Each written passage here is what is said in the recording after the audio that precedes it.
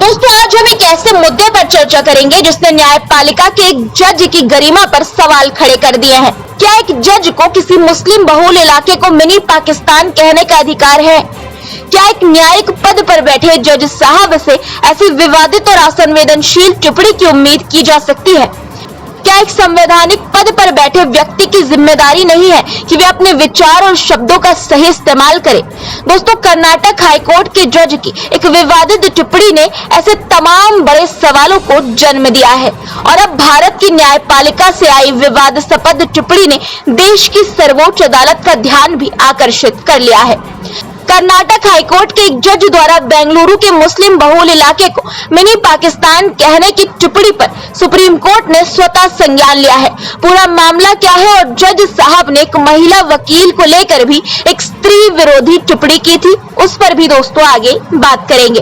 आदाब, नमस्कार, स्वागत है आपका द पिलर इंडिया पर। दोस्तों, लाइव लॉ की एक रिपोर्ट के मुताबिक कर्नाटक हाईकोर्ट के जज जस्टिस शीशानंद के 2 वीडियो सोशल मीडिया पर वायरल हुए हैं जिसमें वे विवादास्पद टिप्पणी करते हुए नजर आ रहे हैं। एक वीडियो में बेंगलुरु के मुस्लिम बहुल इलाके को मिनी पाकिस्तान कहते हुए वो नजर आ रहे हैं, वहीं दूसरी वीडियो में वे महिला वकील पर असंवेदनशील टिप्पणी करते नजर आ रहे हैं।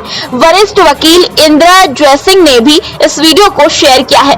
दरअसल दोस्तों, हाल ही में कर्नाटक हाईकोर्ट के जज जस्टिस शीशानंद की एक विवादास्पद टिप्पणी ने सबको चौंका दिया। जज साहब ने एक मकान मालिक और किराएदार विवाद की सुनवाई के दौरान बेंगलुरु के मुस्लिम बहुल इलाके को मिनी पाकिस्तान करार दिया। 28 अगस्त को सुनवाई के दौरान आखिरी में जज साहब ने कहा कि मैसूर रोड फ्लाईओवर की ओर जाएं, हर ऑटो रिक्शा में 10 लोग होते हैं। बाजार से गोरीपालिया तक मैसूर रोड फ्लाईओवर पाकिस्तान में है, भारत में नहीं। ये सच्चाई है। आप चाहे कितना भी सख्त अधिकारी क्यों न भेज दे, उसे पीटा ही जाएगा। ये किसी भी चैनल पर नहीं है।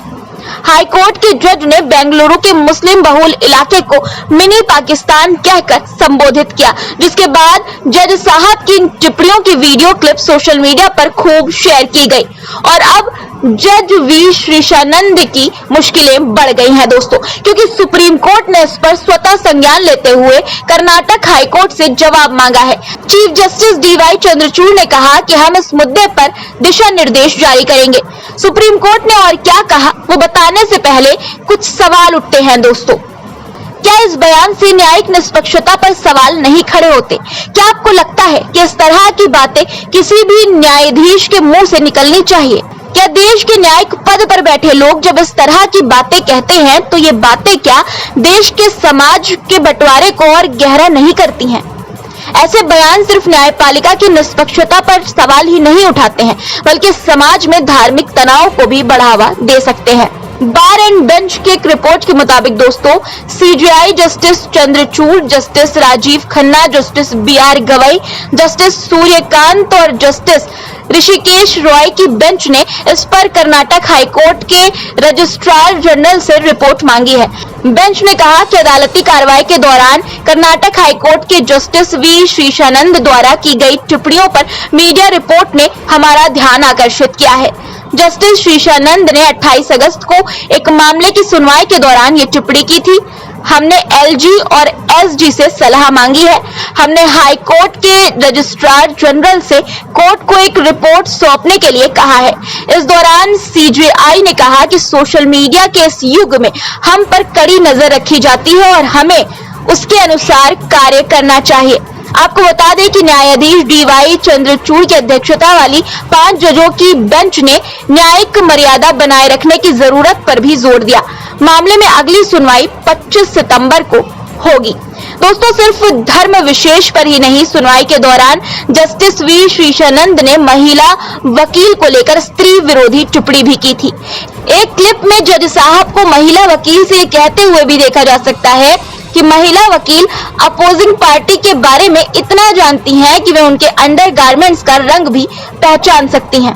दोस्तों, न्यायाधीश की टिप्पणी रेंट कंट्रोल एक्ट के कुछ नियमों की पेचीदगियों पर चर्चा के साथ शुरू हुई और फिर ड्राइवर के इंश्योरेंस, कवरेज जैसे मामलों पर चली गई। इस बीच मुस्लिम इलाकों को लेकर विवादित बातें भी जज साहब बोल गए, जिसकी जरूरत नहीं थी। सुप्रीम कोर्ट ने भी यही पाया और संज्ञान किया कि कर्नाटक हाईकोर्ट के जज ने गैर जरूरती टिप्पणी की थी।